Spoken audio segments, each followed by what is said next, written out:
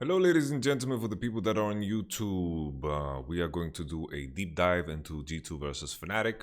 We have access to the replay files, which is something that is very unique. It is the closest thing we have to ProView. So we're going to dig deep and look at all the good things that G2 did. And maybe we can learn from it. Maybe I can learn from it. Maybe we can learn together. The big conversation, that I want to address before we continue is, people have been talking about, Fnatic's mental coming into the series and so forth. And honestly, this is not a topic that I like to talk about because honestly, it's all speculation. It's all speculation. I think something to keep in mind is we let ourselves define G2 by one best of 5. They played against Mad Lions, they lost, and all of a sudden they were the worst team ever, and they're gonna crash and burn. And now the same thing is happening to Fnatic. They got stomped by G2, and now they are the worst team on the planet. And I don't think we should underestimate the fact that on the day, your performance and your preparation really, really matters. And I think G2, in terms of preparation and recognizing their faults in their own play, is honestly just next level. The amount of growth G2 did from the wake-up call when they faced Mad Lions was honestly immaculate. It was really, really insane, and I think this is going to be one of the rarest scenarios ever where a team goes from loser bracket and goes all the way to the finals and win.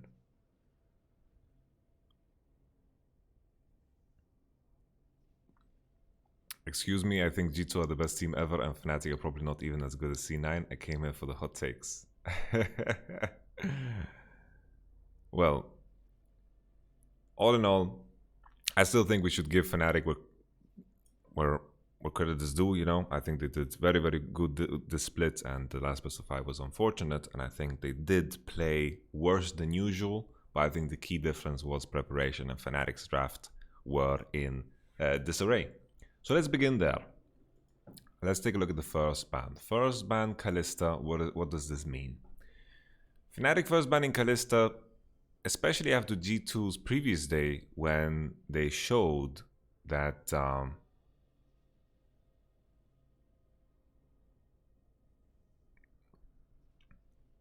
I got distracted by something in the chat. Whippo said on stream with LS that he was the reason they lost and that he somehow choked and couldn't see a way in which he could throw G2 a curveball even though he knew what G2 wanted to do. What do you think of his take?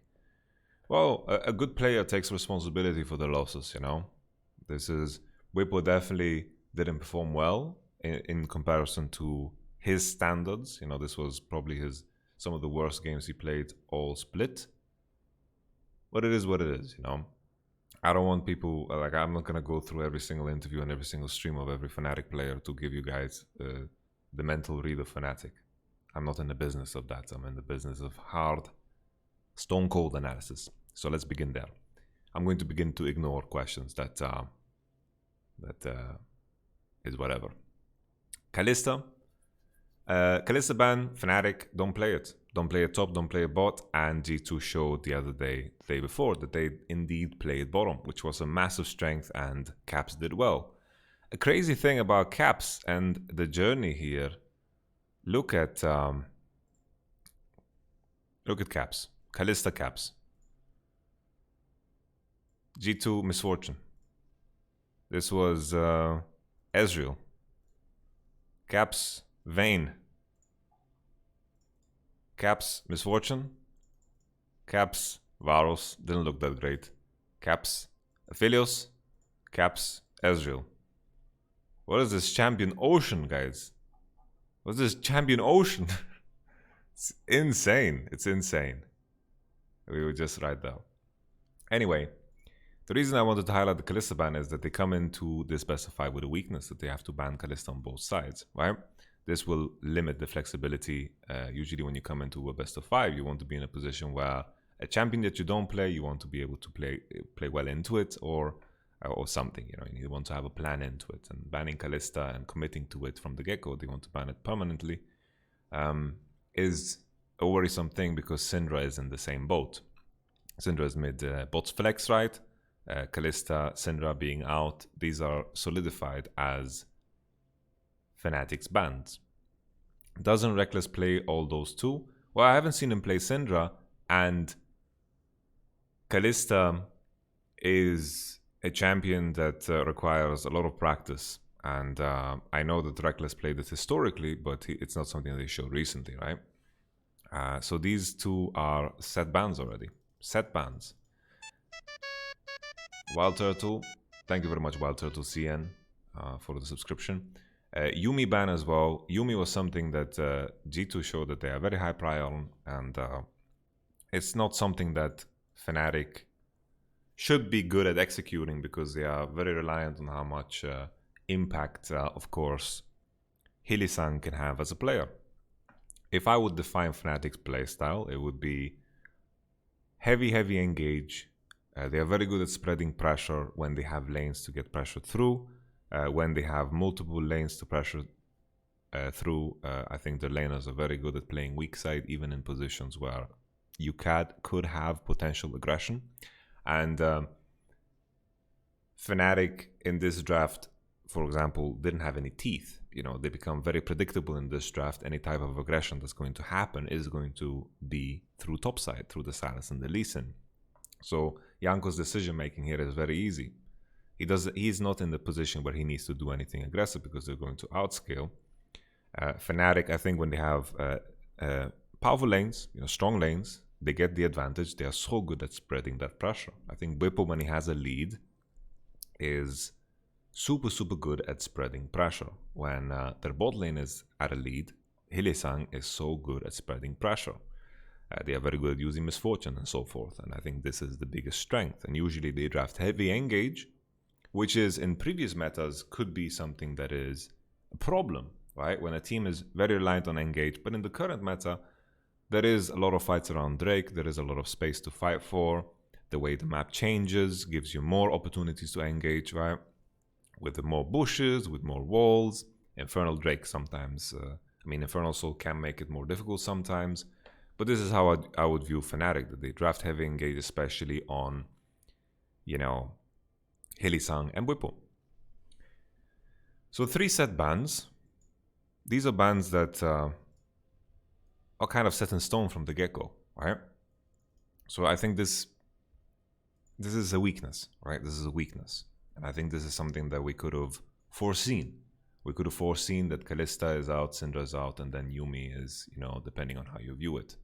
But it's not something that Fnatic love to play with the things that we've described, right? So here is Aphelios' first pick. Aphelios is a very strong champion, but it's definitely beatable. The key thing about Aphelios is that I think Aphelios heavily relies on Thresh. And that's the beauty of this ban.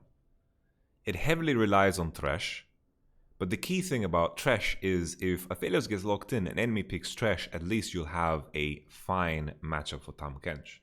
Meaning Aphelios Tahm Kench can do fine into a Thresh, right? The interaction is fine between Tahm and Thresh. If you have Tahm and Thresh in isolation, both sides of it are fine. Tahm Kench can deny a lot of things that Thresh wants to do. Thresh can deny some things that Tahm wants to do, right? Pantheon ban. I think the reason they removed Pantheon was because I think when Fnatic did play Pantheon, they were playing outside the boundaries of what we set up before. Then they played the split push style that we remember from the past. You remember Fnatic playing Garen Yuumi Twisted Fate? This is a Fnatic that I really missed because that one was really oppressive to play against. Obviously, TF is not something that you can just lock in. It's very meta dependent, and I'm pretty certain Nemesis knows more about TF than I do, but this is a version of Fnatic that I really miss. The one that really tore you apart through split push and through catching men on the side. Pantheon was the element that Fnatic used to really spread pressure in a way that was you know, next level. When Bib was playing Pantheon, it was all over the place, and I think this is something that could potentially break apart the composition that G2 want to go for. The Pantheon ban tells the story of what G2 is going for. In their draft, as we mentioned before, they were looking to pick heavy teamfight compositions, right? These compositions are not going to lose in teamfights, right? How do you beat these compositions? You do it through heavy early game, right? Heavy early game pressure and big snowball. That's one way to do it. Against Lulu, Kog, Ornn, you basically you run out the clock in a way where you get Elder at 28 minutes or so forth. You know, you want to force hard, you want to snowball super hard, and then if enemy matches lanes, you're going to lose. That's one way. Or you play a composition that is heavily split push reliant. And right now, split push is very difficult to pull off because of the amount of objectives that are happening and that are on the board. It's very difficult. And also with changes to TP, I think it is beneficial for the weaker side. Meaning, let's say Ornn gets pushed in on side. He's very reliant on TP. When Ornn burns TP, he can no longer join the fights in the same way and he needs to give up on bottom. The player that has prio into the Ornn, let's say a champion, will be able to impact the fights from angles. And Ornn will be at his turret. And then Ornn will lose his turret. The fact that TP is changed in a way where TP has lower cooldown, the Ornn can use TP to force a fight and come back to the position where he has TP again and he can defend his bottom turret when Nashor is online, right?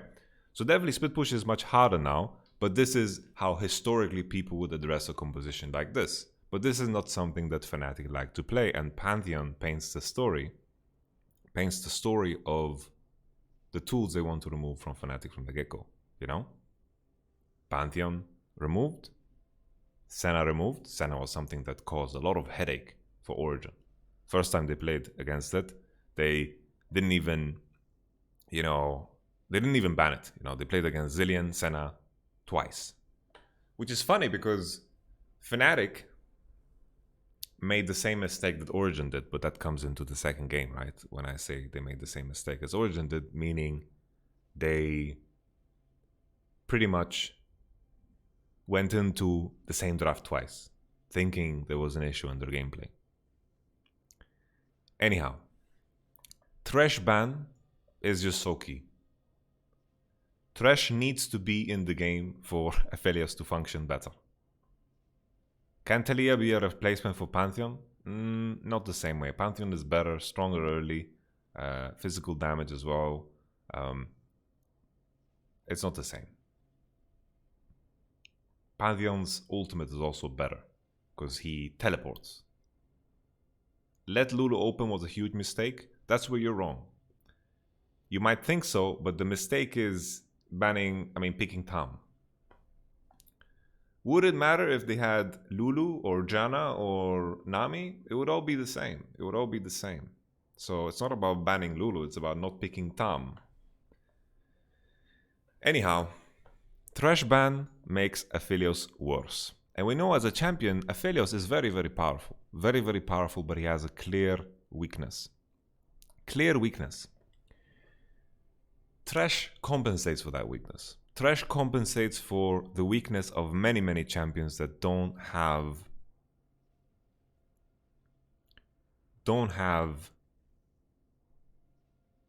any mobility. Aphelios is one of those.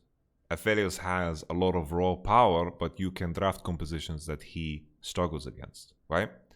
So from the get-go, Azir is a champion that can trade attacks with Aphelios because he outranges him, right?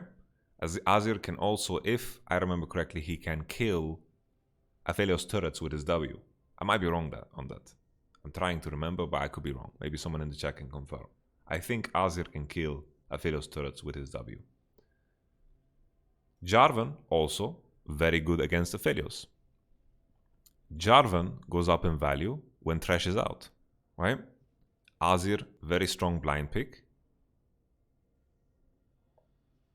Everything points here in the direction that, the struggle for Fnatic here is they want to pick Tam for the sake of Aphelios, But picking Tam is something that is worse for Hili-san, worse for Fnatic, and at the same time, Tahm Kench is really, really bad against Azir and Jarvan. So obviously more things are pointing towards the fact that they shouldn't have picked Tam. And the key adaptation should have been what they did in game number 3. First picking Azir. Right?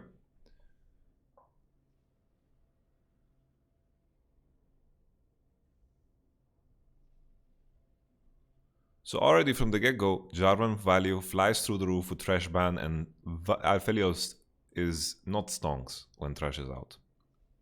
Hili-sang on Tahm Kench is a problem. Some teams are successful with Tahm. I don't think, like, Tahm has a very specific place in certain games. And then we continue. What should they go pick instead of Tahm Kench? The problem is picking Aphelios when Thresh is out. That's the problem. Thresh is out, picking Aphelios. Aphelios goes down in value when Thresh is out. Jarvan goes up in value because no Thresh. And then you have to go Tahm to save Aphelios. Because otherwise, Aphelios is just going to die.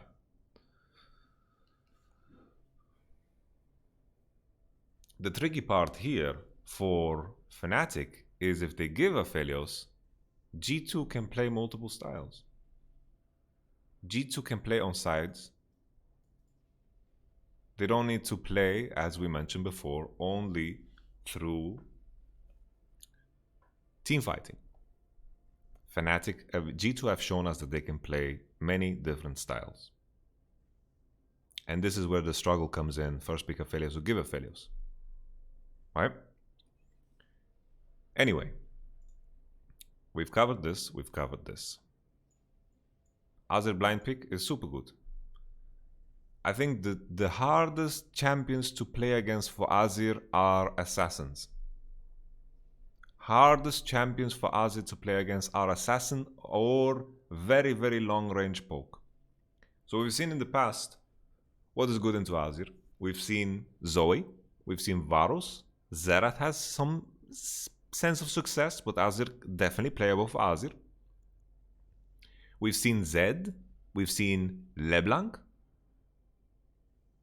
right? Vel'Koz can do fine.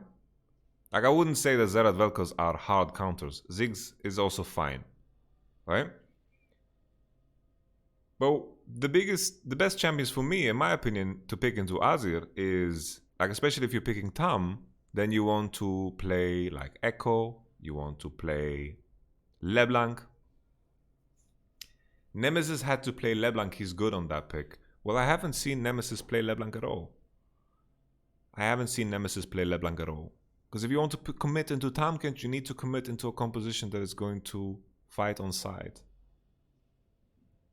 The biggest issue with Tahm Kench in this draft is the fact that Tahm Kench is supposed to enable Aphelios.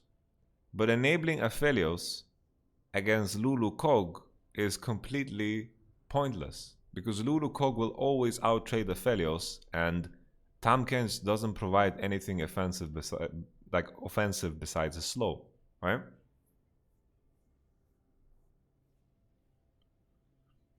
The problem with LeBlanc is that she will never have prio and she cannot kill Azir.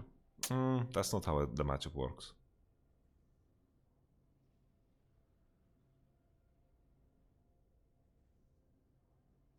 I don't think anyone expected the Lulu Kog. Yeah, that's true. That's true.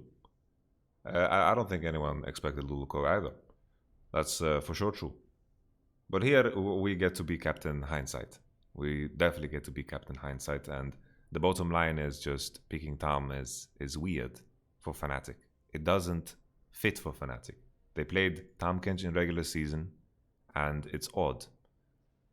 Veigar as a pick into Azir, I only like it in a world where Veigar is good into the rest of the enemy champions. Because I don't think Veigar is a counter into Azir. It's kind of like it's a fine lane.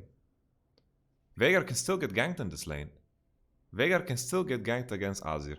Azir will go cleanse, and putting effort into trying to kill Azir with Veigar and Lee Sin is super, super difficult. You have to get through so much. I don't see Veigar as some big counter into Azir. A lot of times I've seen this matchup being played out, Veigar ends up being behind because Veigar is very weak early on.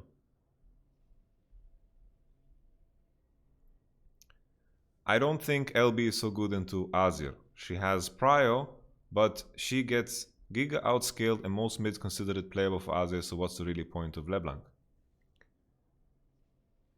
You view the game through too small of a lens. LeBlanc has a purpose, Azir has a purpose. They have key strengths and key weaknesses. Azir, in order to win against LeBlanc, needs to play in a very, very aggressive way. If Azir is allowed to E in when W of LeBlanc goes and you get to dodge it, then Azir can win 1v1. If not, LeBlanc wins. Right? LeBlanc is a champion that sets up for your jungler, and then later you would want to play on split and side.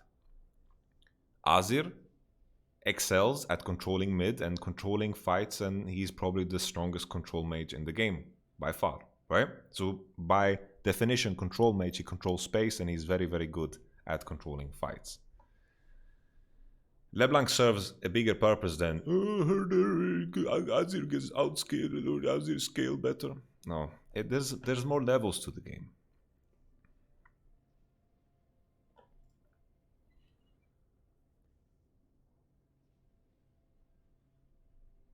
The issue is these three picks already from the get-go doesn't allow you to showcase any of your strengths. And Veigar, while it can be okay into Azir, is not good into Jarvan. Was that an LS diss? No, I'm dissing the person in the chat. LS is not thinking, oh, late game, outscale. No. He's thinking way deeper of the game in comparison to some of the people in the chat right now. It's definitely not an LS diss. Not at all. I'm dissing the person who says, Azir outscales LeBlanc. Her.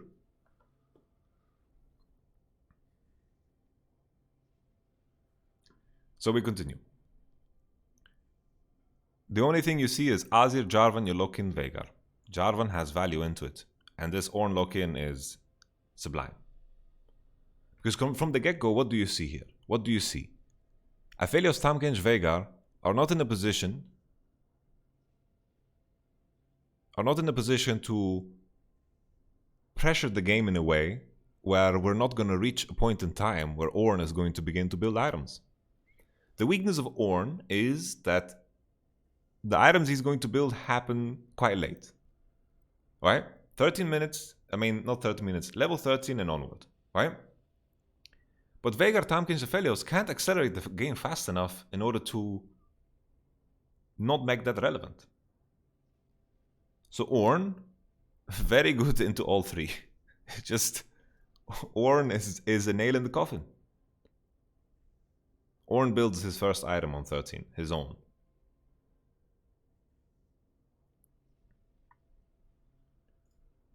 Ornn is giga strong against all three.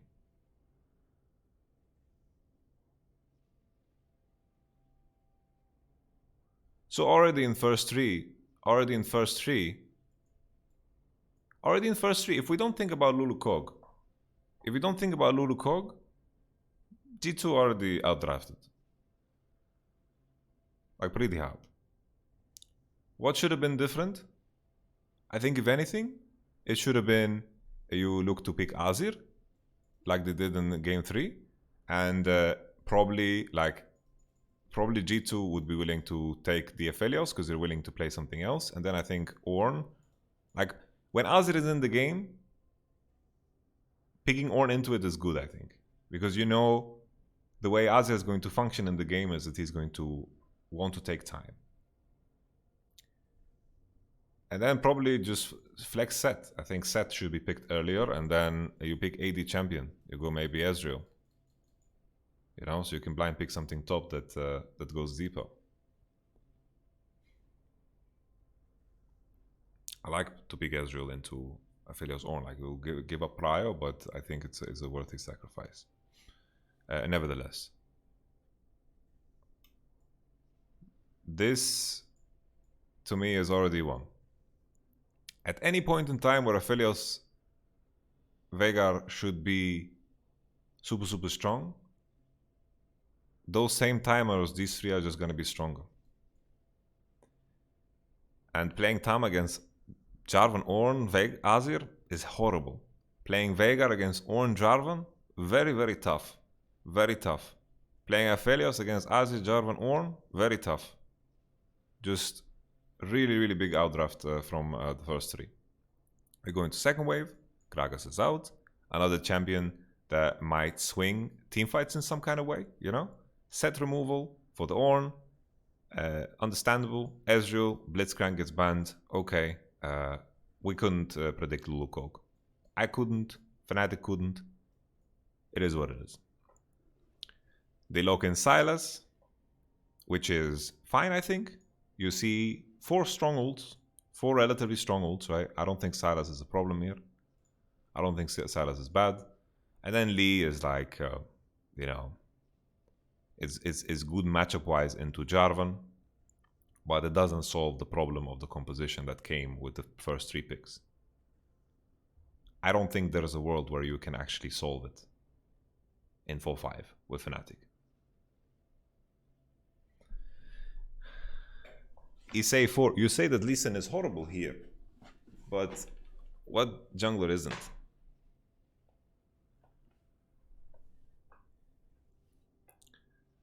It's like Sejuani is trash. We're not gonna play this game where you guys guess or say random champions. We're not gonna play that game. What about Olaf? Not good. There's nothing that will save the draft here. Nothing would save the draft here.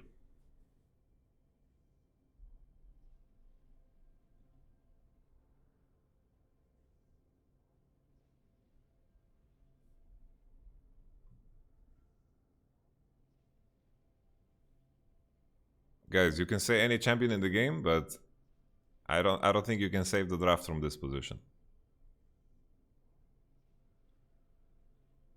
Graves is very short range. Graves is very short range, and you want to play Graves into Azir, Jarvan, Ornn? Like, it's okay, I guess, but it's not gonna win them the game. Like, there's nothing that's good. Honestly, there's nothing that's good. It's like Trundle. I don't know. Like, you pick Trundle maybe.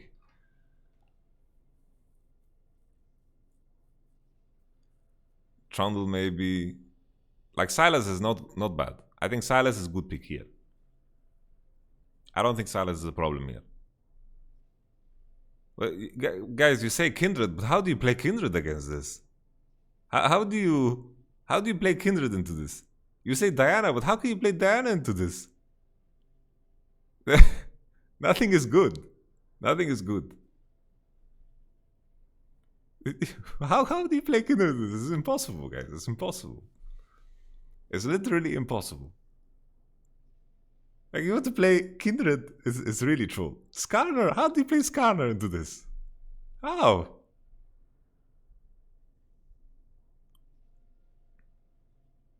I think Trundle is probably the best. Trundle is probably the best. Like, Trundle gives you probably the best chances. Nock plus Shen? No. Anyhow, Sylas was okay, I think.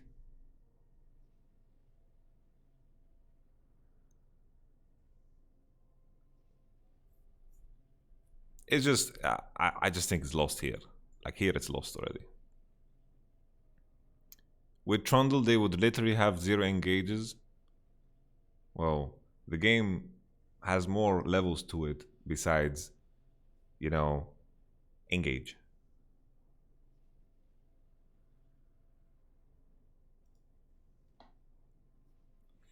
Problem with Shen Nocturne is that with Veigar, there is nothing happening on side. For example, if it happened to be that they locked in Echo into Azir, if they had Echo into Azir and they lock in Lee Sin Shen, all of a sudden they have some tools. They can play on side, they can force on side, they can fish for kills, they can create situations where they get an advantage. But with Veigar lock-in, there's very, very little potential for that. Very, very little potential to that. You flex Sylas into jungle? Why would you flex when you lock in the jungler right here? I honestly, some of the assessments in chat really, it's really bronze. Flex Sylas for 10 seconds and then you have to pick next champ.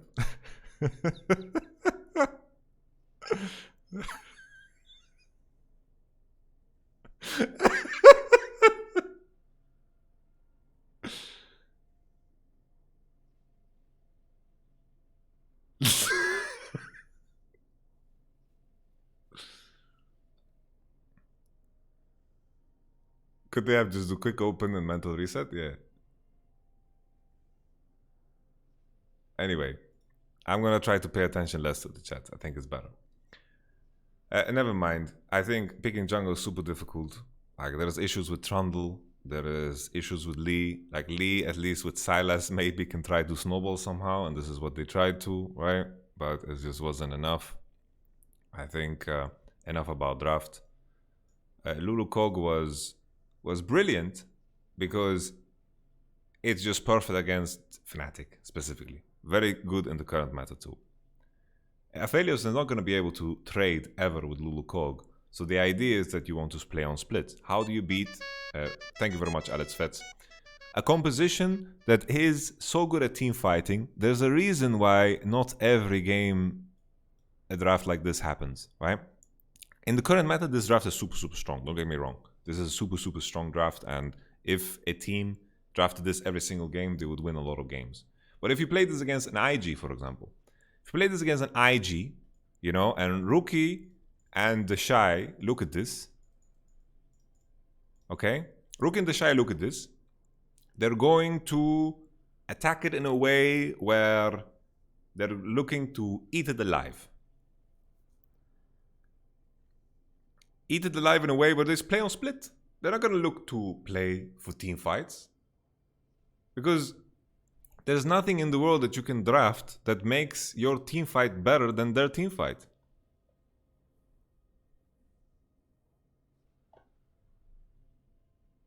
That's why G2's draft was such a clever stylistic choice into Fnatic specifically, because this is how they won all of their games.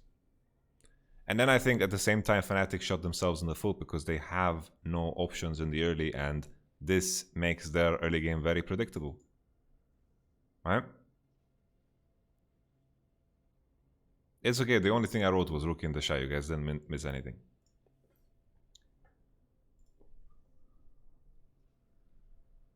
Okay, I think that's enough about draft. Let's jump into the game.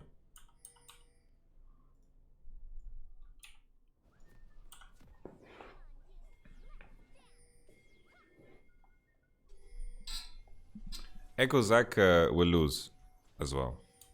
They will not. They are full AP and Ornn will be unkillable.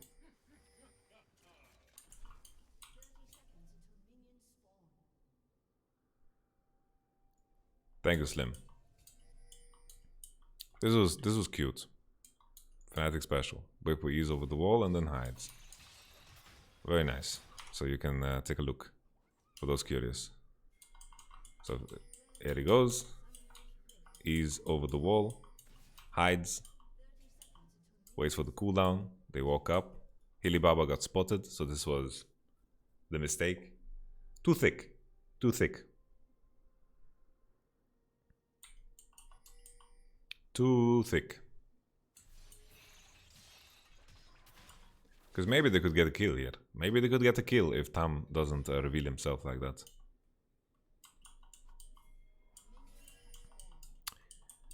A key thing is, you know, even though Lulu and Kog'Maw are strong into Tam and Aphelios, is that Aphelios gets prio early. Aphelios gets prio early. Make his one potion down, And you can see, you know, what's so OP about Aphelios is how strong his weapons are early. Like the weapon choices that he has early, lifesteal and long range, is just perfect when you don't have a spell. It's really insane. It's just the best set of weapons he can have in early levels. Yeah, Tom is not a weak laner. He has a good tongue lash and does damage. But G2's bot lane are fine with going behind a couple of CS. It won't make that big of a difference. And here, I think a bit of mismanagement from Fnatic bot lane, because I think it's not good how much Reckless is hitting the wave. Because I don't think you want to make the wave crash on second. Like here, when you know you're going to win the prio already, I think you need to posture in a way where, especially when Kog'Maw has lethal tempo, imagine a world where Tam and Aphelios are holding this line instead. And they make a very, very slow push. Just here they are pushing a bit too heavily. But then again, the argument for why they would do this and why they are hitting the wave more is because they are afraid of Jarvan. Right? So it could be the reason why, which is 100% understandable. Jarvan is pathing into bot and Lee Sin is pathing into top side. So they are looking to maybe just bounce the wave and be afraid of be, you know, safe against Jarvan. Also completely understandable. Because let's say here they are not hitting as hard as they are.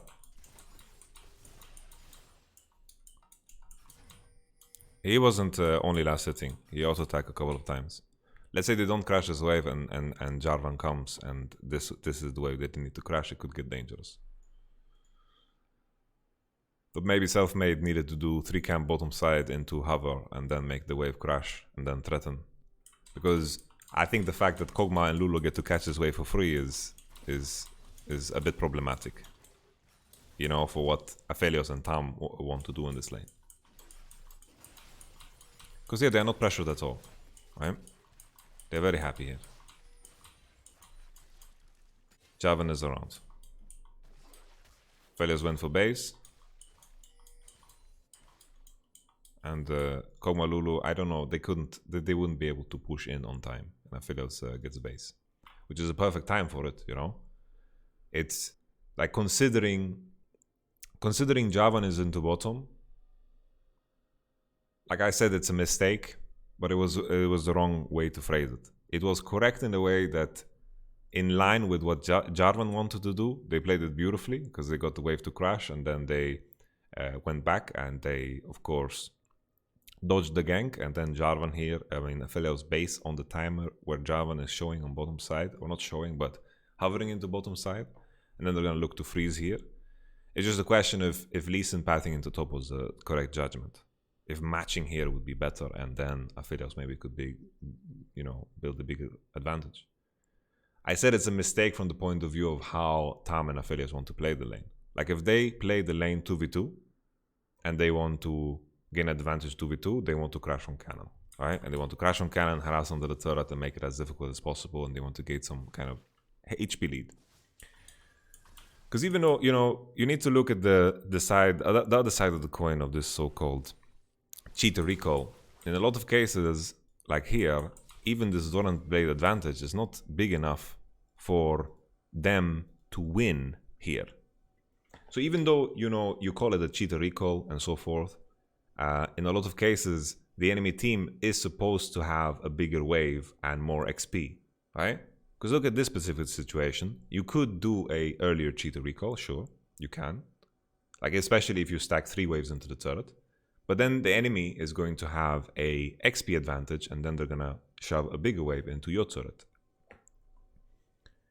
So if Fnatic's bot lane stacked 3rd wave and they based, right?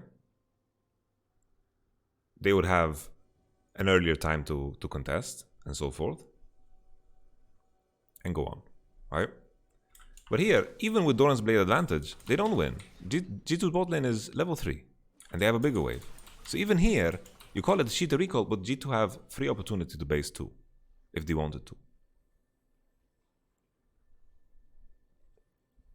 The reason many supports go for the execute one is that it actually has an effect, right? It has an effect. The only advantage to having the poke version of the support item is if you can use it on cooldown. If you can use it on cooldown, you get your support item faster. But in this lane, G2 are the ones playing the defensive lane. So very rarely does Lulu want to walk up and trade. If you have an oppressive lane like Zyra or Brand, and you win the prio, and you want to trade often, then having the ranged support item is just better.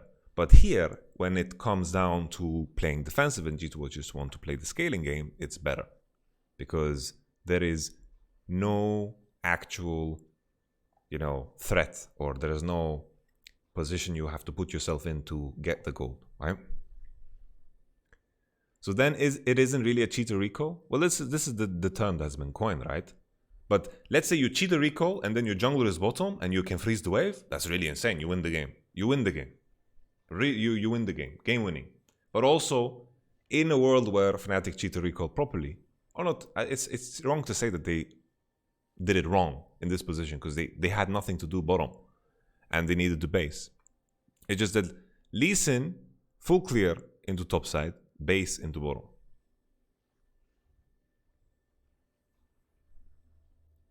So already now, if we think about the effect of junglers,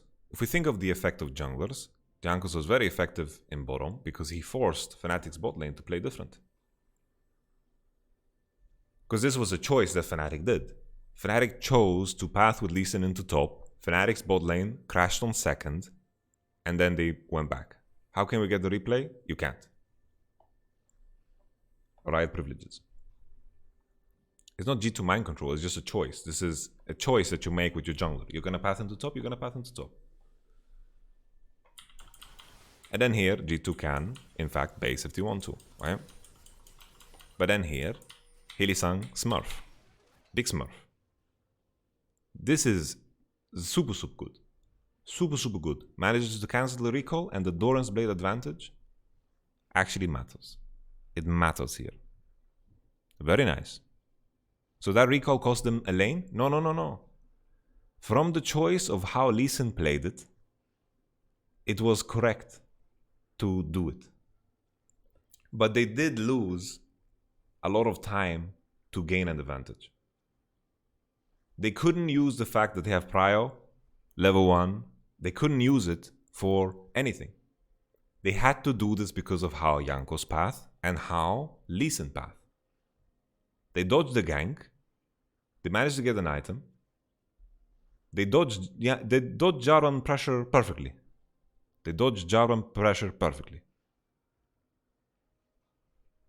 It's just a question of team mistake. Maybe it was incorrect for Lee Sin to path into top. Jarvan path into bottom, and Kog'Maw, Lulu, did not get punished from level 1 to 3. And this is where you can build an advantage. Very key level. Very key levels for a bot lane that is stronger. Right? Very important.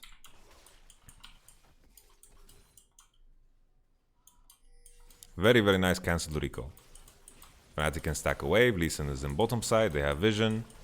There's no BF sword base though. And there's no threat. Looking at the gold, it's kind of meh. So it's like they win some CS on this because Kog'Maw base, and then eventually he committed and they got an advantage because Hylissang did the simple thing of cancelling the base. And then G2 just played it safe. I'm gonna back, get my longsword and boots, and all good. Do you think it came down to the bot matchup knowledge? No. Now I want to take a step back and see how did Ornn react to the fact that Lee Sin is pathing into top. So Lee is, of course, here. We didn't know if Lee is going to get level 3, right? So let's say Lee in a world went for Raptor, Golem. His timer when he would be done would be about now. But with the wave, how bottom wave was managed, Jarvan didn't need to really react extensively. There is no threat of level 3 bottom Lee Sin. From that you can make a judgment. And this is what he shows, right?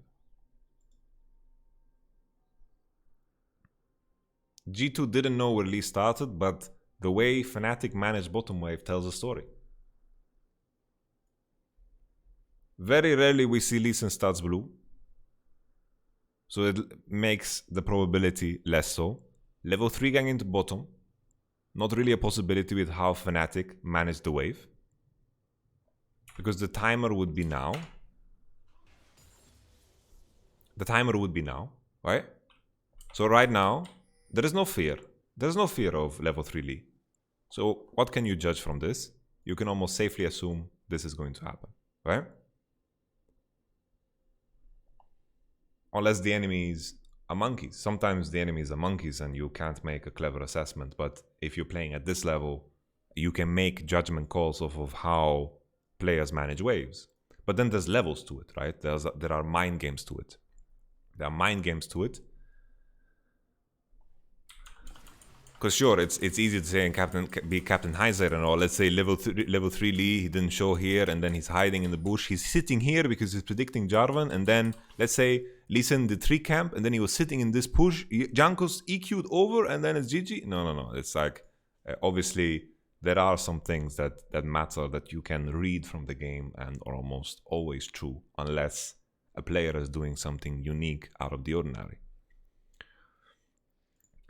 Another thing I want to take a look at is Ornn wave management, because it was awkward here for Sylas being so late.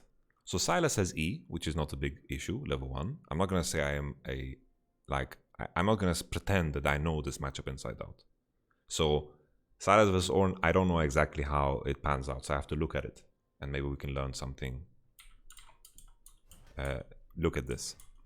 But considering Ornn is already hitting the wave, means that he gets the prior. He gets the prior. And considering he has Q level 1, I don't think Sylas can contest, because Q is such a powerful ability level 1. It has 96 base damage, 9-second cooldown, very low mana cost. It's very powerful, the item. Okay.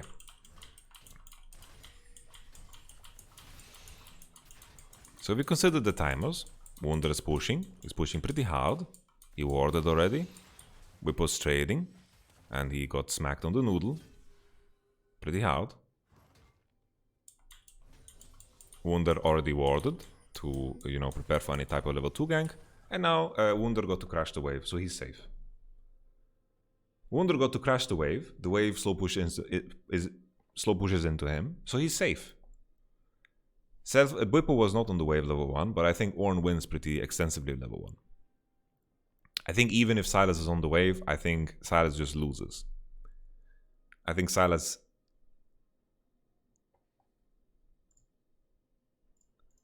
just loses. So with this information in mind, Ornn gets prior level 1, can dictate the lane. Here, Wunder is in no threat at all. No threat at all. Wunder can even stand further back before they have Lee Sin information. They commit, he ease away, flash for flash of Bwipo, and the wave is slow pushing towards Wunder. I think even if Sylas gets Q, maybe it's better. Because here, I can tell you guys something. If your jungler is pathing into top, your job is to make sure that enemy top laner does not get to crash the wave the moment he starts to push like this.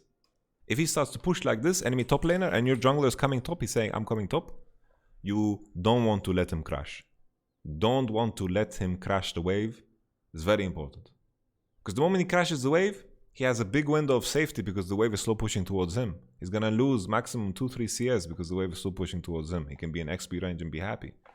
But now, you can see Bwipo was trying to contest. He's trying. He should punch the melee minion as much as possible and maybe trade with his corrupting potion already.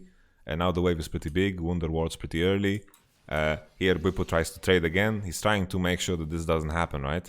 But yeah, Ornn is a motherfucker. Look at him.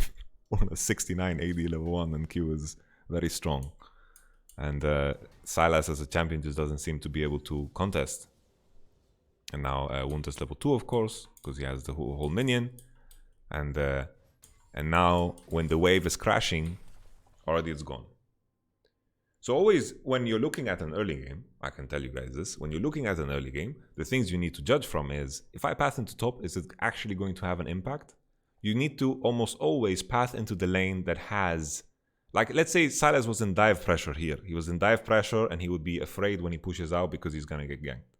That's a reason why you would help someone. If you, as a jungler, make the choice to make the defensive play, which is what it would be in this case, or when Lee Sin makes the aggressive play to support the lane that has the advantage, then it's better, you know? It's all about choices. So here, if Lee Sin comes top into this position, or in most cases should not die. So what did Silas do wrong? Well, maybe he could go Q, maybe it would be better. I don't know if it would. It just seems to me like Ornn is better. The question is if Lee path into top, if it matters. If Lee comes top instead of doing Grom, can he prevent the wave from crashing? But that's the thing. Wunder skilled E level 2 and warded already. That's the beauty of this. Wunder, looking at how he moved, he warded already now. Because he knows he wants to push in this wave. He wants to push in the wave. He wants to push in this wave. And this is the only window where Lee can punish him. So he goes to ward already. So Wunder, big brain. Big brain. He had E level 1, Silas had E level 1, yes. But it's not that bad to have E level 1. It's not terrible. Like Silas is super weak level 1-2. Level 1-2, Silas is very weak. Silas is very weak level 1-2. So here, Wunder wards because he knows this is the wave he needs to make to crash. And then he skills E level 1 because whatever. You know, the only way he gets fucked is if he gets ganked here. Right? He crashes, and even here he can be even safer. He can be even safer. The E comes in and a beautiful flash. Beautiful. This wave, slow push into Wunder. But he also has the ward so he can play on Lee Sin time, right? Then it was a bad idea to try to early top gank? I think so. But G2 showed an immense level of discipline in this series. I hear Wunder kind of broke the slow push towards him, but it's slow pushing towards him. Very slowly though, very slowly. He's like queuing, so he's chunking the wave. His Qs actually fucked up the wave.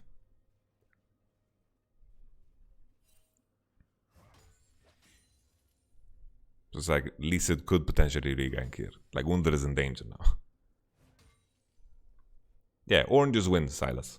I don't think Q would matter. That's why like the question. That's why like the question at hand is if it was a mistake for Lee to path into top.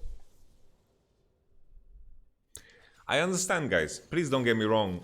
It's all about just looking at the game from the scope. Where can you find value? I still think G2 hard outdrafted, and we can walk away from this game, from the draft already, and know that it's over.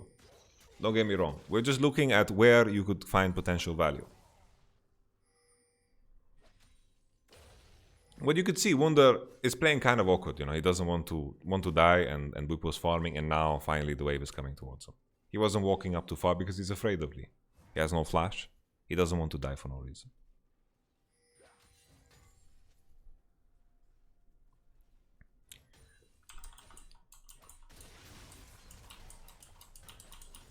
And now, you know, Jankos.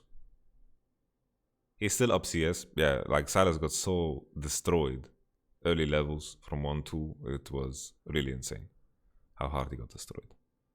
And then Wunder is farming with Q. Like, why is Q mana cost 45? Like, who decided this? This turns Ornn into a ranged champion. Ornn is a ranged champion. 9-sec cooldown, 45 seconds. It's just Ornn is a ranged champion.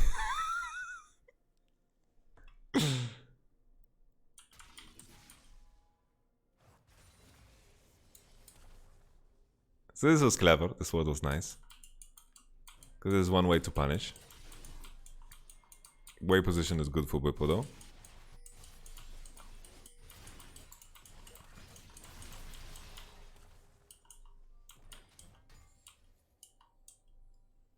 This was nice from Fnatic.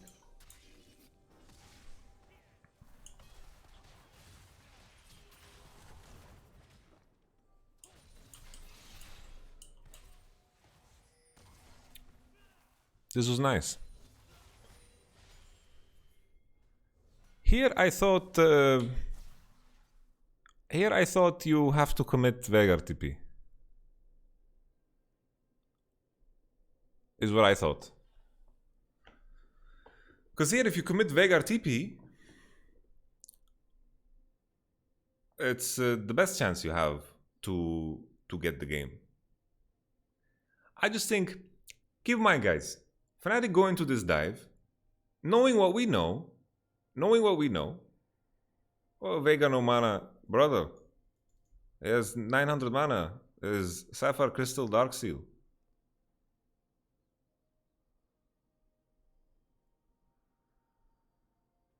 Look on Veigar, he has no mana. Guys, stop smoking Kush, yeah? 420 is over. He has mana for Cage. It's all that. Guys, he has mana. I clicked Veigar. He's right there. I clicked him. Fuck's sake.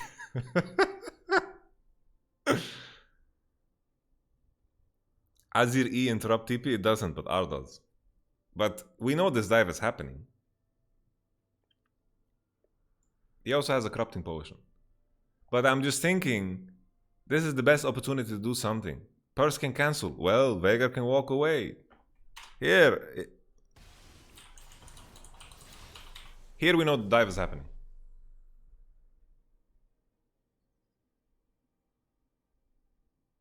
If Veigar TP's Azir freezes, it's not worth. Of course it's worth. What are you talking about? Who cares if Azir freezes? You have to. If Veigar TP's here and they get double kill, it's actually we have a game. Man, guys, do the math, okay? Azir freeze, okay? Azir freeze. Top lose all of these creeps. And players die and plating. Do the math. Okay? Very easy. Check easy. No problem. Do the math. So here for sure Veigar needs to look the TP. So here, let's say Veigar sits right here. He sits right here. So here, Veigar sit. Who cares? What Azir does doesn't make a difference. What Azir does doesn't make a difference, guys. What Azir does doesn't make a difference. He cannot provide enough value for it to matter.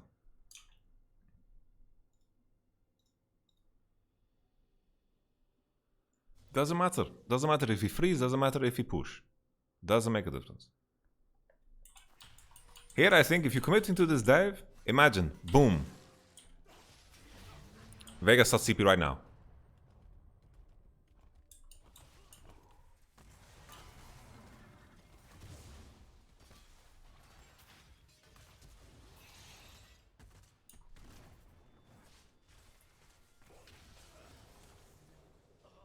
And the game is over.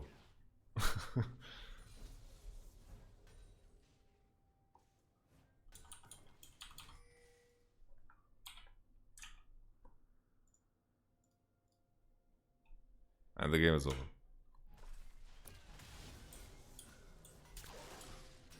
Catalyst upgrade doesn't give that much HP. But what's clutch was he ate the biscuit. He ate the biscuit. And he has time warp tonic. He ate the biscuit. And then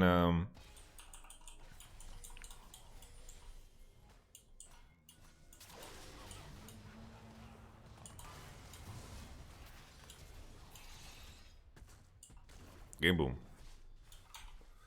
Going on Jankos. Jankos is too far away. Jankos knows that if they go on him, the whole idea here from Fnatic is the whole idea from Fnatic is like here if they go on Jankos, sure, they kill.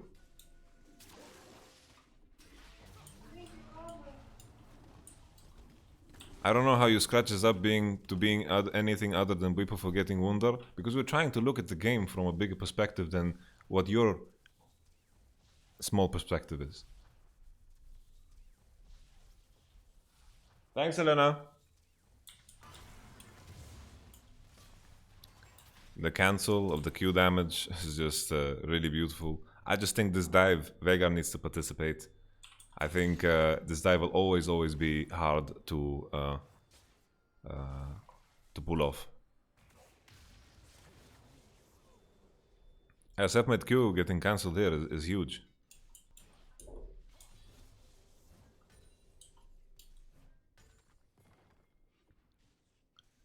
But the thing is, they have Ornn ult. They have Ornn ult and they have Ornn ult on Sylas. Ornn cannot get away without Wing. When he Ws, he's slower. Like, they would catch up. They would catch up. Keep in mind, when you TP, you get move speed as well. Stealing Jarvan ult, it's dangerous because of E of Ornn. Also, I think Ornn ult does have better AP scaling. That's a bit of AP scaling. I just think always this dive will be difficult to v2. And now, game is out. We look back at the bottom state.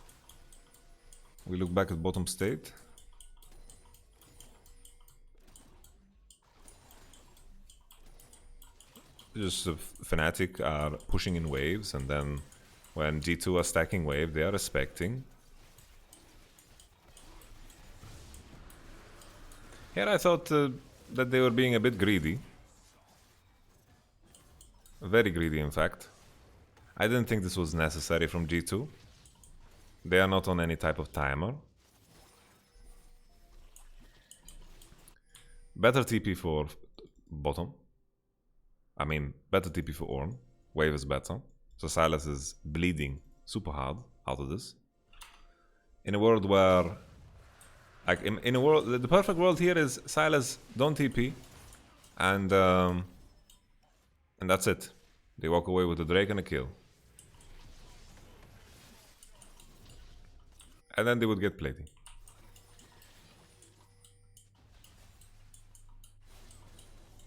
Here Fnatic are going for probably the best chance they can get. I thought once again here G2 were a bit greedy with forcing on this.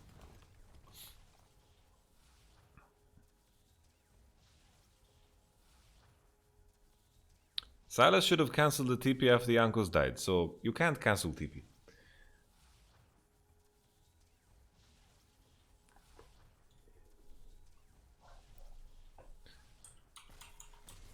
So this I felt was very greedy from G2. Like they are going for a gank.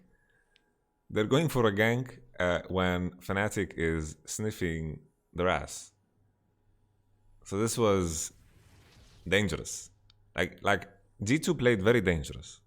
Contesting the Drake, a bit dangerous. Here, fighting here, dangerous. Let's be honest.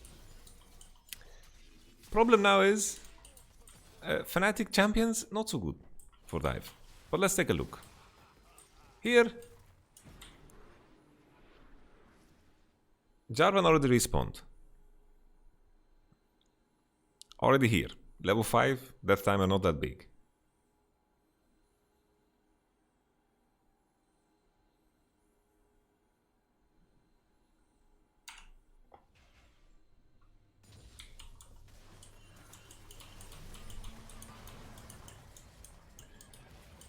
Jankos rushes down. They have info of Selfmade and Sylas. I think... Let me just see. Do they know position of Sylas? I think they do. They know position of Sylas and Leon, that's why they're going. They're trying to find the window. Then the next thing is, here on the dive, Sylas is kind of committing on his own because the rest of Fnatic is not walking up. Exhaust lands and Mickey does not die. But they have heal, they have flash on Lulu, there's no way it's gonna die. I'm just looking at this and it doesn't seem like there's any way. Can Reckless and Veigar and Tam Coco connect here? Because it doesn't seem like it.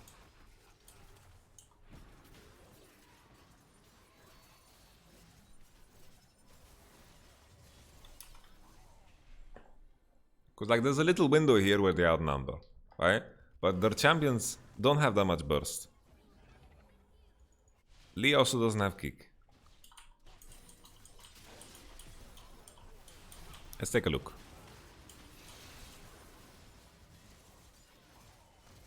Just Veigar Aphelios right now, they don't do anything.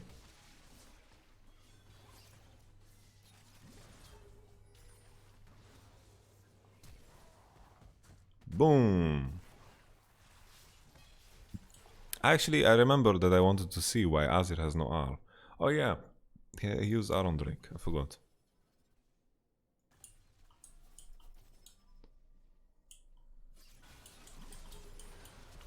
Team Liquid are working to finalize a deal.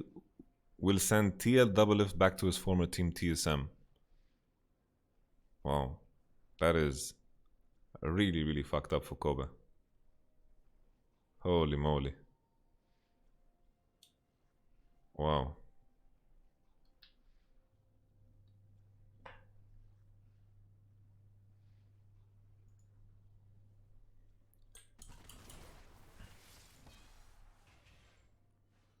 I think they just can't do the dive, honestly. But let's be honest, if they don't do this dive, the game is over. like usually, like in some situation, in some situations you are looking at the game state and you see that Kog'Maw is even to Aphelios, Ornn is ahead, and Azir is even. I just feel like game boom. So they are trying something. They're just going for it.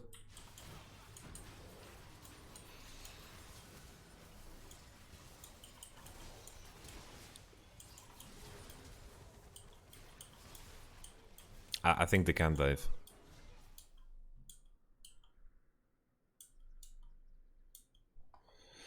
Veigar flash E, but the thing is Kog'Maw and Lula have flash, so I don't think it matters. I don't think it matters. Here Veigar also flashed. Very nice play here. Very, very nice play here. Wave needs to be pushed in. Captain Hindsight tells me Jarvan needs to be here, right? But it's hard to predict a play like this. That's why it's good. A good play. It's a good play. Like here, Jarvan doesn't want to waste time when his camps are up to walk into here.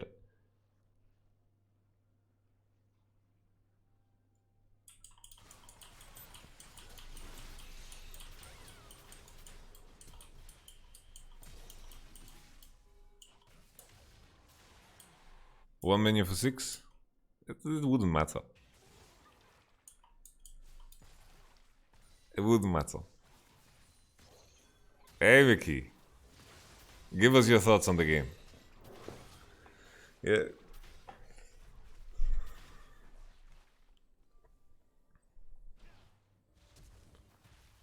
I would one-shot him, he's too smart. Holy shit, I just checked my pocket and I realized I have a lot of gummy bears in there. That's fucking weird.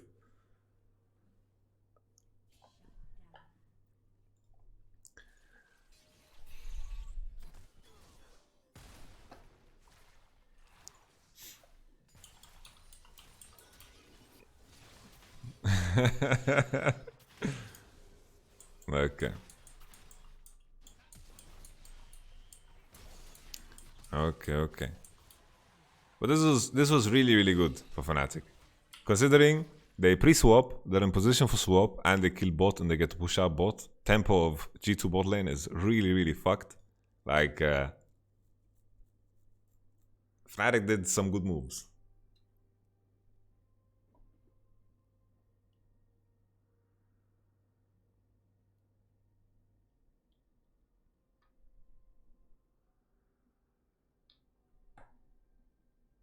Mickey gets subbed into Fnatic instead of Clybike. Bro, 2016, I took Mickey. Mickey was mine 2016. Mickey was my boy.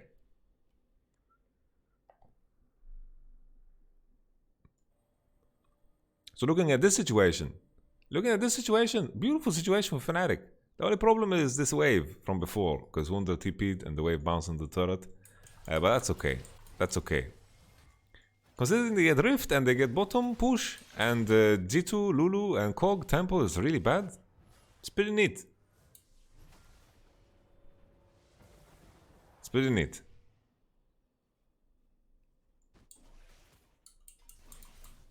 This was sweaty. I squeezed my butt cheeks when I saw this. This was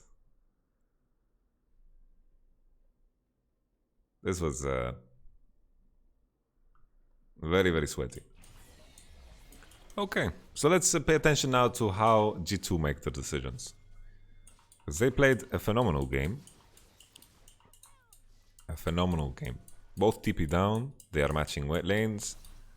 Key thing here is Vega has no flash. And 2v2 is superior in mid.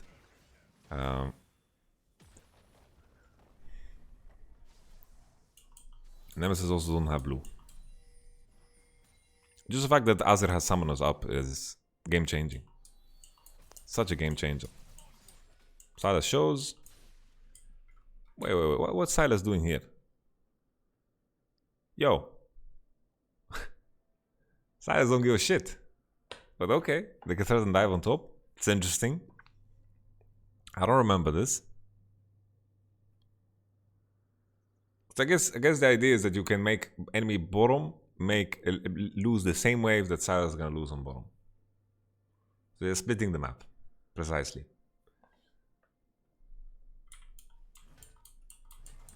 So this happens. Sylas shows on mid. Lulu Kog'Maw are moving.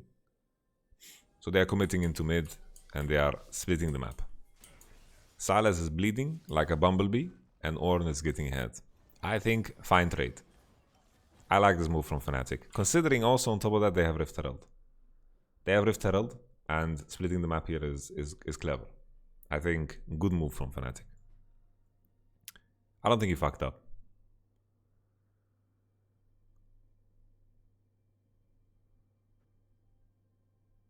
This is good move. Like especially when you have Rift Herald. I think it's a good play, honestly. Good play from Bwipo. We like Fortnite. What the? I like this play. And there is the Rift. Why Heli? Okay, Heli does a drive-by on the Rift. Parks is showing off a little bit. And first turret for Aphelios. No pressure on dive, because they don't see Jarvan Lulu position, and Kog'Maw needs to catch. Tam ult. Kog'Maw die here, right?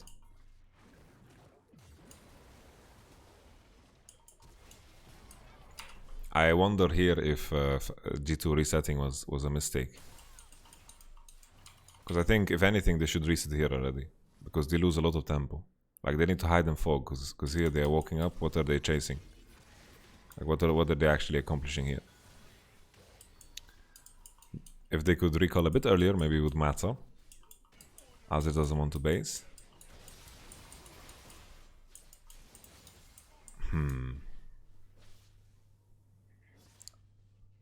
I wonder if it matters that they recall the moment they kill the wave, they are faster on mid.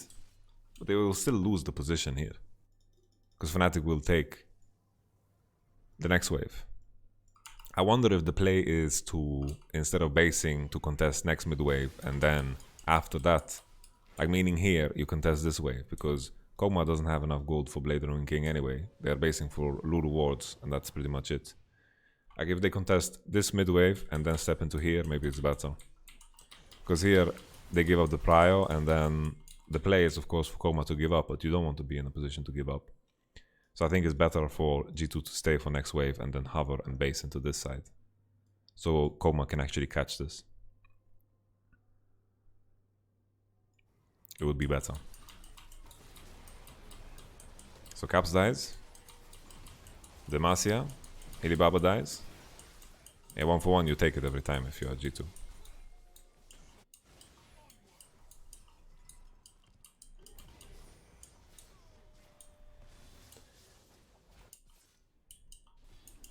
But yeah, being even at 12 minutes is G2 5k gold head, I think. Equivalent. Ornn Abyssal. Like Kog'Maw is actually strong. Ardent Sensor almost finished. Ardent Sensor with Azir Kog is monstrous. Ornn is in position. Sylas is top. They need to give up bottom. Interesting. Did the Azir turret? Oh no.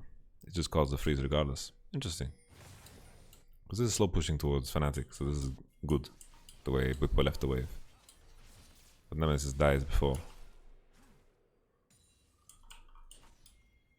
Like Veigar can honestly not walk up after he burns Flash. Like he burned Flash in the bottom situation. He cannot walk up against Azir that has cleanse and... Like here, if Perks doesn't fuck up, he doesn't even need to Flash. The whole analysis will be uploaded on YouTube because I don't know how to edit videos and I can't afford an editor. It's too expensive. Okay.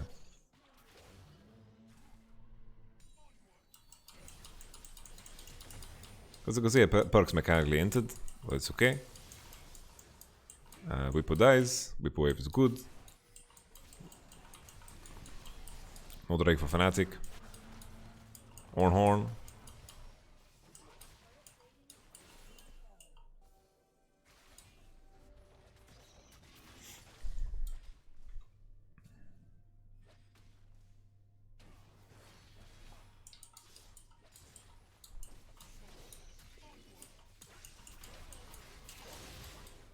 And this was pretty int. This was very, very int. I know the Mickey max W on Lulu. Yeah, I think is good. Like W is such an OP spell. Like you increase polymorph duration and you boost the boost. So it's really strong. Like putting points in E barely gives you anything. Putting points in Q barely gives you anything.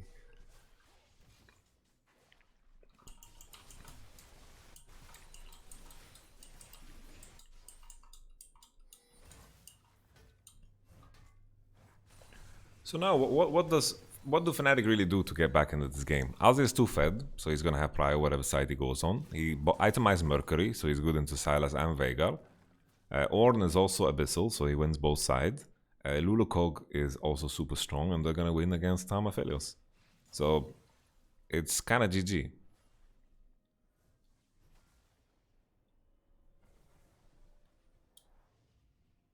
Can you show those gold diff on champs? So 1.4k mid. Aphelios is pretty ahead of Kog because of the first third gold here and 20 CS.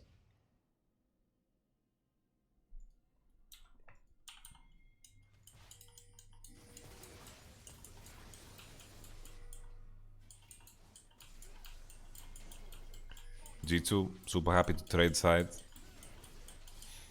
because now we are trading side right. Veigar has TP.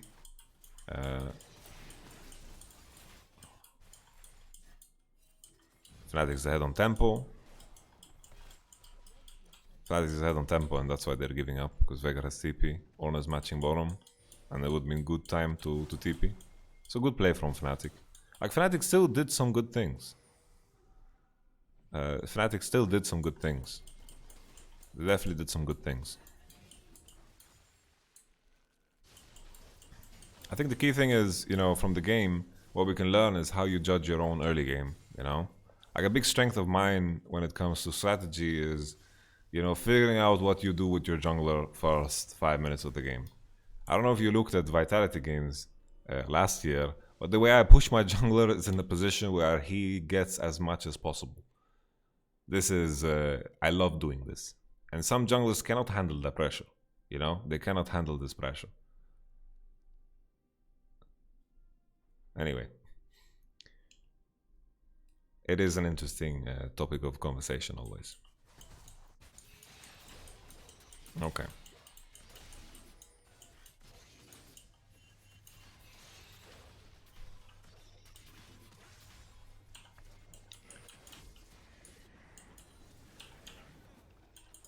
I'll take a step back. Because after Fnatic rotated into mid, they gave up this side and they retook, and G2 are just looking to trade side. Like G2 were looking to trade side even at a loss.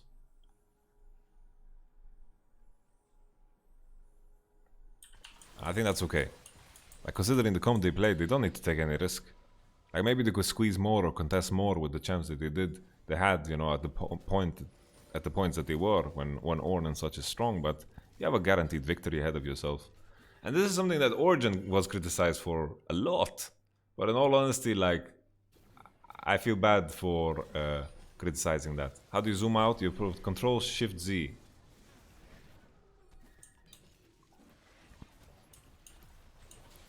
Because here G2 traded into the side where Fnatic had an objective. So they got the Rift Herald and they broke mid turret, which matters, right? Mid tower getting broken when you're playing Azir, Kog'Maw, Lulu, giving angles to the enemy, of course, makes a difference. Definitely makes a difference.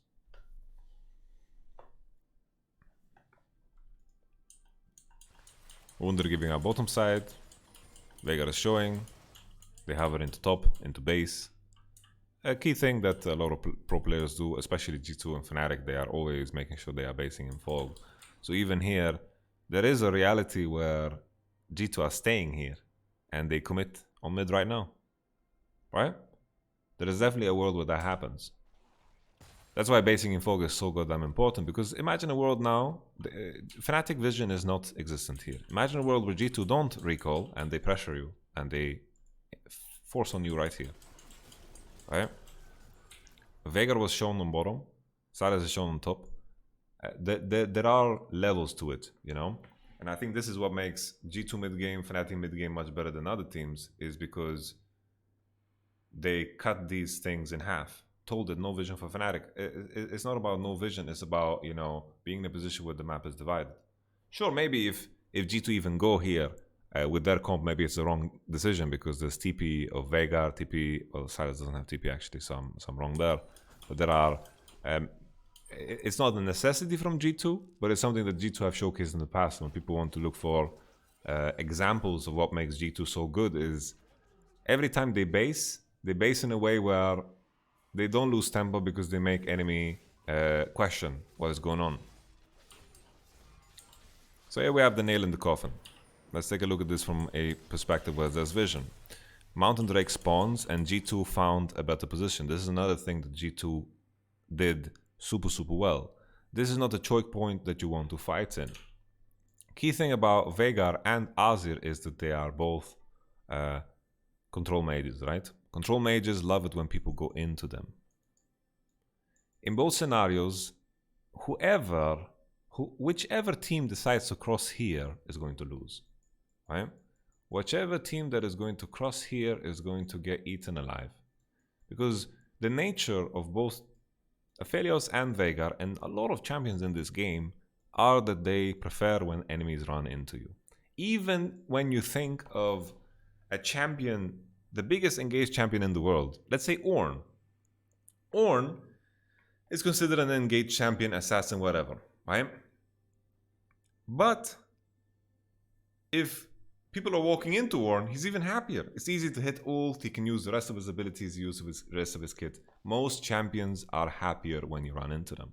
Kog'Maw, Lulu, Azir, Veigar, Aphelios, also. So we continue, we play this. This is just the wrong choice of fight.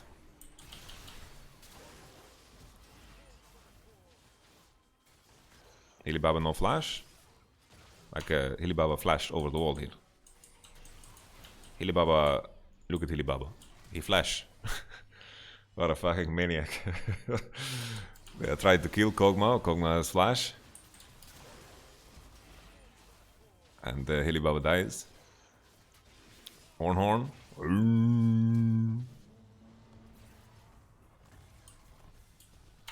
What should a Fnatic done? So the key thing that G2 did so well here is that they were contesting the division in this space already from the get-go.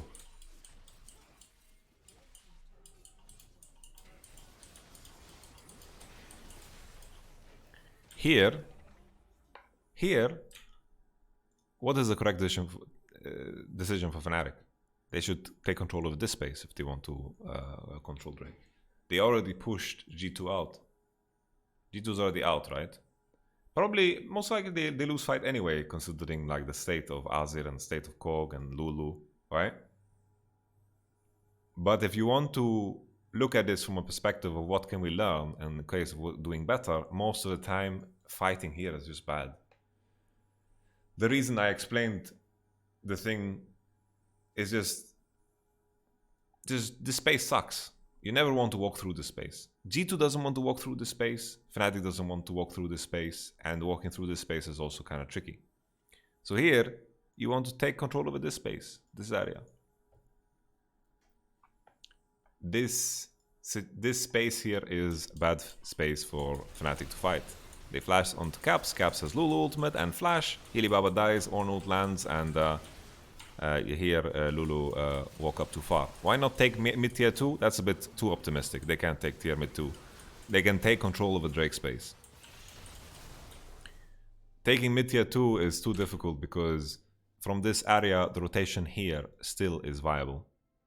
Because like the distance and the time is very similar. Like if Fnatic is here, then okay, but they are here. Okay, they were here.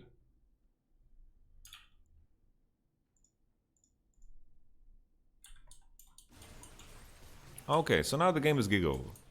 Gig over. 2 Drakes. G2 is ahead. They are ahead. They are freaking ahead.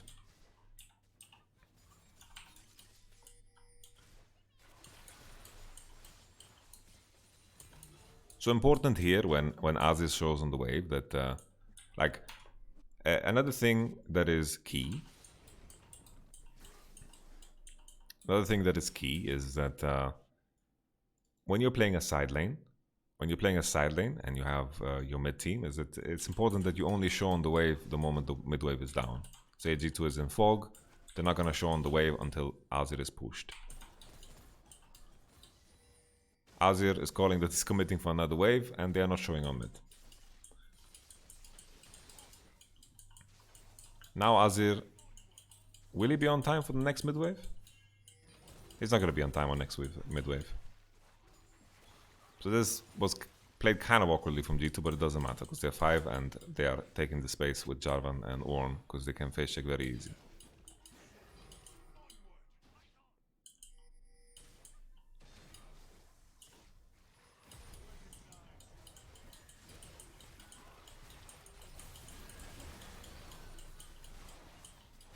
Here, I think, yeah, Healy Baba didn't know how this turret worked.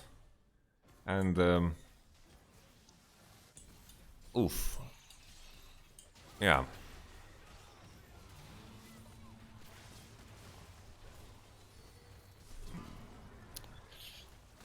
Yeah. I think the only hope here for Fnatic to win is if Aphelios gets a dream fight.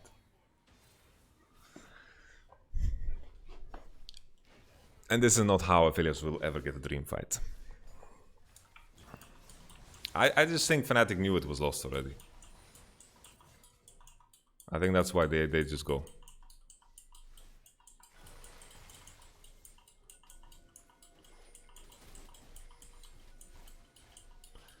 It's just the beauty of how G2 played this game was that they were patient. That is a new mode of G2. They were patient. They are not known to be patient. And that's so unique. They're like willing to give up a couple of ways. They're willing to, group up and share experience. They were willing to give up a couple of fights. They were willing to give up a couple of objectives because they saw the bigger picture of their composition, and that was beautiful.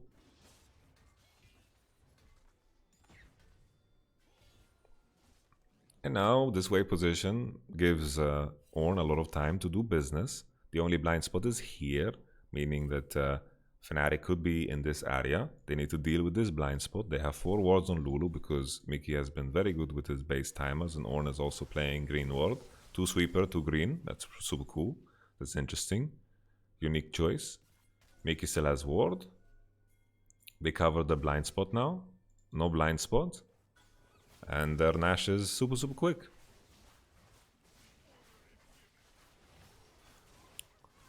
Fnatic hasn't shown in forever. And here comes Healy Baba. They ward, and Nash is gone. If we look at this from Fnatic perspective, what was going on? So here they lose vision. Perks walks on a pink. Perks walks on a pink. They are completely blind in this space. Who can face check? This is the best ward they can place. Because even here, Selfmade could die.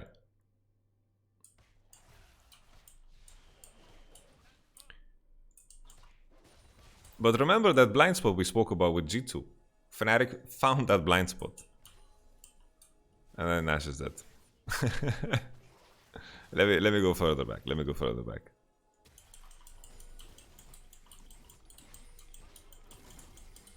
Honestly, Fnatic they just can't face check. Like, what do they really do, man?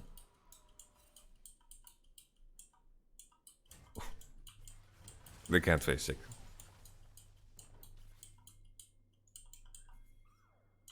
I just, like, looking back at this game, I think Fnatic did some decent moves. I just don't think, I don't think their draft left them with any chance, and the dive bottom was terrible, and the fight here was terrible. So if we look at the things, if we collect all the things together, what Fnatic like did as bad moves, I think the one that stands out the most was top dive, bottom dive, fight in river, I mean this fight here, and then the force here. They did some good moves in regards to how they got the Rift Herald and how they did the swapping, and maybe this was also a choice from G2, but I think the biggest issue was draft.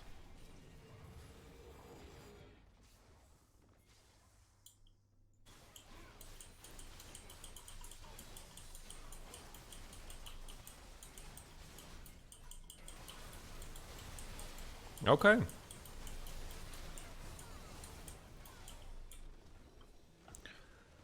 And then the beauty of it all was, like, maybe the decision on where to draft, I mean, where to path was also wrong. This is something that we went through, right? Very thoroughly in the beginning, how Lee Sin decided to path into an Ornn, and how Ornn managed his wave, which led up to ultimately the dive, where I think Veigar should have TP'd and become involved in this. And yeah. And then afterwards with the bottom not being able to do anything, Aphelios items being very awkward. Usually when you play Aphelios into Kog, you want to have a BF sword into Kog'Maw and cut him in half right before the Cutlass buy and things like this. And everything is denied because Jankos is pathing into bot and Lee Sin is pathing into top. So I think pathing into top was just bad. Because I think Ornn will win every time. And then here, because look, they pushed in this wave, Kog'Maw is not pressured at all. You have a very late cheater base. Very, very late, because they didn't stack 3 wave. We have the Doran's Blade base. They can't do anything with the extra Doran's Blade because of the bigger wave. The bigger wave walks in, Jankos is bottom again. G2 get the base. Hylissang does a very, very nice cancel. But imagine this cancel doesn't happen. G2 will be even. And that's problematic. Boots and Longsword against Doran's Blade. Fnatic will also look for the base and get double dagger. But double dagger, double Doran's Blade is not where you want to be with the Ferios at this point in time. You want to have BF. So it's very awkward. G2 stack a wave. Javan shows on bottom top side. Lee Sin is also there. Tam and Aphelios are hovering into top. This was a moment where it would be better for them to contest, because here, once again, Kog'Maw and Lulu get a base. And now, any opportunity to get any advantage with Aphelios Tam is out as well. It's just gone.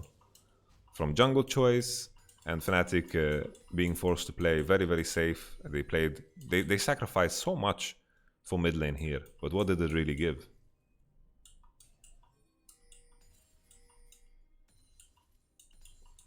Fnatic once again stack a big wave. Lee is on red. And G2 catch. And this is where, you know, G2 should not be contesting. Because here they are contesting with the notion that Veigar is out of position, but so is Kog'Maw Lulu, right? Kog'Maw Lulu is also out of position. Kog'Maw Lulu is also out of position. They commit. Javan dies. He gets eaten. And then Azir has to ult and he's low mana. And then if Silas doesn't TP here, maybe they can get something out of this because they got the Drake and a kill, right? But then they went for the dive, blah, blah, blah.